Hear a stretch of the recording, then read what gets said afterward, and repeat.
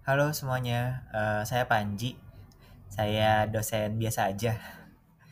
Ini kita kembali lagi ke series Nabung Emas bareng Emas Panji yang kedua. Jadi sebelum kita mulai ini ya, gue mau cerita dikit kenapa sih gue tuh 2025 yakin dengan pergerakan emas di tahun 2025 ini.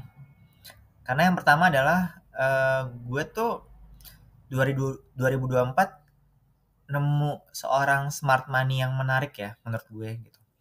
Namanya adalah Andrew Susanto. Jadi di beberapa podcast itu dia sempat cerita tentang pegadaian, bisnis pegadaian gitu. Bagaimana pegadaian itu merupakan BUMN yang sangat profitable dan juga beliau tuh cerita usahanya itu PGI Pusat Gadai Indonesia rencananya mau buka gadai emas juga selain gadai elektronik yang mungkin kita udah tahu ya core bisnisnya dia gitu. Nah dari situ gue mikir nih, wah kayaknya kemungkinan sebagai smart money ya ada hal-hal yang dia tahu dan gue belum tahu nih gitu berkaitan dengan emas gitu. Jadi dari situ gue tuh yakin kayaknya nih 2025 bakal ada sesuatu deh di emas ya. Eh, Itulah konsep following smart money. Jadi di antara banyak informasi yang ada di YouTube ya, kita tuh harus cukup pandai untuk melihat mana mana informasi yang bermanfaat buat kita, mana yang enggak. Itu yang pertama. Dan yang kedua, kita tuh nggak boleh kosong-kosong banget juga ya ketika kita melihat informasi-informasi ini gitu. Eh, Mungkin karena kalau misalnya kita kosong-kosong banget gitu ya, kita dengar Andrew Susanto mau bikin gadai emas misalnya, ya udah itu informasi-informasi yang mungkin akan lewat aja di kita gitu. Kalau misalnya kita nggak punya bekal sendiri, nggak punya keyakinan sendirilah gitu. Ya in a way sebenarnya ini confirmation bias sih, cuman confirmation bias yang baik ya ini ya. Jadi gitu. Jadi kita harus pandai memilih informasi dan juga kita nggak boleh kosong-kosong banget ketika kita melihat informasi-informasi tersebut gitu.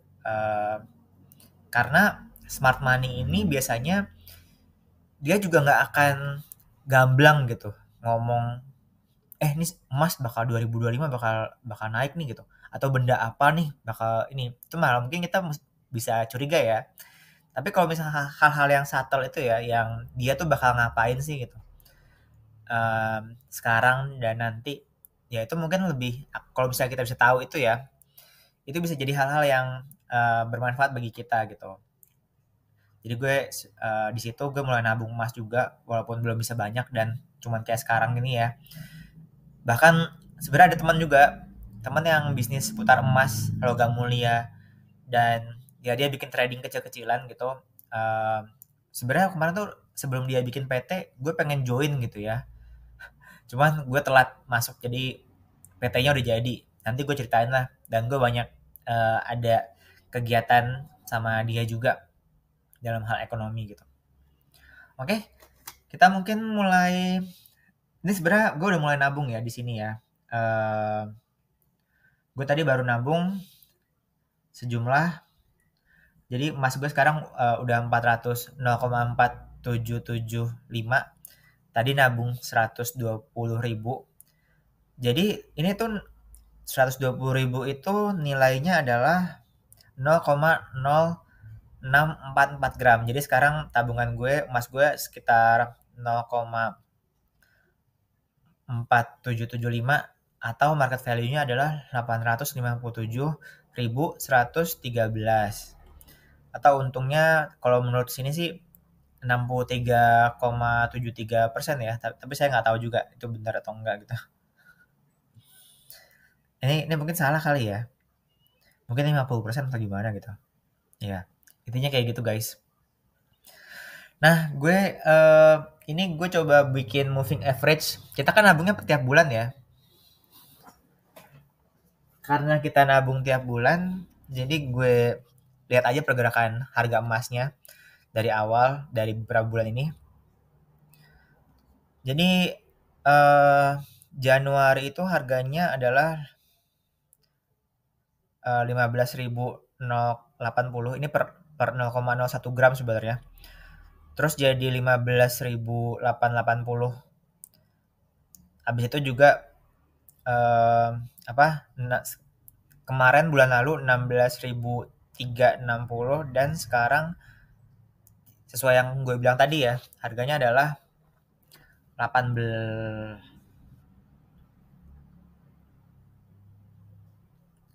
Ya, harganya adalah per gramnya itu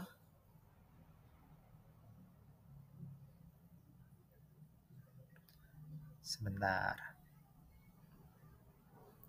18.660 ya. Ini bulan lalu ada juga deh gue nabung ya. Bulan lalu adalah itu senilai segitu. Berapa sih bulan lalu tuh? Nah, kita jadi ini tabel kenaikan harga berdasarkan bulanan aja. Karena gue rasa kayaknya mungkin ya, kayaknya bulanan aja tuh cukup deh kalau misalnya kita nggak trading trading banget, cuman invest. Nah, dari sini kita lihat mau kemana gitu. Nah, yang kedua, lanjut, gue tuh kan rupiah itu lumayan menguat ya dari dolar ya. Tadinya 17.000, sekarang udah 16.500. Dan harga emas juga kemarin tuh turun gitu. Turun sedikit lah. Jadi ketika emas itu kan komoditas yang dijual belikan dalam dalam dolar ya utamanya ya. Jadi ketika dia turun dan dan dolarnya juga turun terhadap rupiah, itu mungkin orang-orang yang di Indonesia paniknya double ya, karena jadinya tuh turunnya drastis gitu. Jadinya mungkin paniknya double gitu. Jadi gue sendiri eh, pengen mulai coba belajar berpikir dalam dolar gitu, thinking in dollar. Harga-harga mungkin ada baiknya mungkin kalian kalau misalnya gaji itu mikir dalam dolar juga ya. Pengeluaran dan lain-lain, walaupun kita mungkin tetap masih memegang rupiah gitu, tapi untuk beli, untuk trading, untuk segala-galanya mungkin bisa dikonvert ke dalam USD gitu, karena nanti mindsetnya tuh jadi beda gitu, angkanya gede dan ukurannya tuh membingungkan kalau misalnya kita pakai dalam rupiah. Dan berpikir dalam dolar itu juga banyak banyak keuntungannya sebenarnya, kayak yang tadi gue bilang ya, dalam jual beli emas kita nggak usah berpikir dua kali, dalam memikirkan inflasi mungkin, dan banyak lagi. Jadi intinya kayak gitu. Yang kedua nih, yang kedua tuh apa ya? Ya, kenapa kenapa emas ya? Emas tuh, nah jadi banyak ya yang kita bahas hari ini. Kenapa sih emas gitu? Karena kalian tahu nggak sih, ekonomi kita tuh sebenarnya apalagi di masa susah gitu. Ekonomi kita apa sih yang menopang? Sayangnya gue bukan ngajarin riba gitu, tapi ekonomi kita tuh ditopang sama hutang guys. Bahkan dolar itu dicetak bukan lagi dalam emas, tapi dalam hutang ya. Nah, jadi kemampuan ekonomi kita sebenarnya diukur seberapa besar kita bisa berhutang sih gitu. Sayangnya kayak gitu ya. Mau nggak mau in some way kita quote unquote harus berhutang gitu, jangan-jangan. Dan tapi nggak semua orang tuh bisa berhutang sebenarnya. Nah, kemampuan kita berhutang itu adalah bagaimana yang mengukur kemampuan ekonomi kita. Kalau misalnya kita punya aset, kita bisa hutang banyak gitu kan. Kalau misalnya kita nol sama sekali, cuma modal badan doang, ya kemampuan berhutang kita jadi lebih dikit. Itulah kenapa kita perlu pegangan ya. Dalam hal ini adalah emas gitu. Dengan punya emas fisik apalagi, kita bisa jadikan itu sebagai leverage untuk kita menghasilkan sesuatu lagi yang di masa depan. Contohnya kemampuan berhutang. Gue nggak nyuruh lo berhutang ya, tapi dengan lo punya duit, tapi ya ukuran lo itu dengan kemampuan berhutang lo, bukan berarti lo harus menggunakan kemampuan berhutang lo itu untuk sesuatu, untuk beneran berhutang gitu. Ngerti nggak sih? Intinya tuh kayak gitu gitu. Dan kalau gue lihat Bitcoin ya, gue sendiri punya Bitcoin, tapi kalau gue lihat Bitcoin itu kan digital banget, Jadi itu belum bisa jadi leverage sebenarnya, susah jadi leverage lah, kecuali lo punya self custody, lo pinjemin jadi jaminan, terus untuk menghasilkan fiat dan sebagainya itu mungkin bisa. Tapi kalau misalnya aset digital itu pentingnya sebenarnya seperti itu gitu. Kalian punya pegangan itu bisa digadaikan ya, atau bisa dijadikan pinjaman atau apa untuk menjamin kalian. Jadi begitulah kenapa penting punya aset apalagi fisik gitu. Gue tuh sempat diskusi sama orang juga di thread, katanya sebenarnya tabungan digital emas digital kita itu bisa digadain ya. Tapi kan jadi konyol aja menurut gue. Padahal tinggal jual aja kan, tinggal jual juga jadi duit.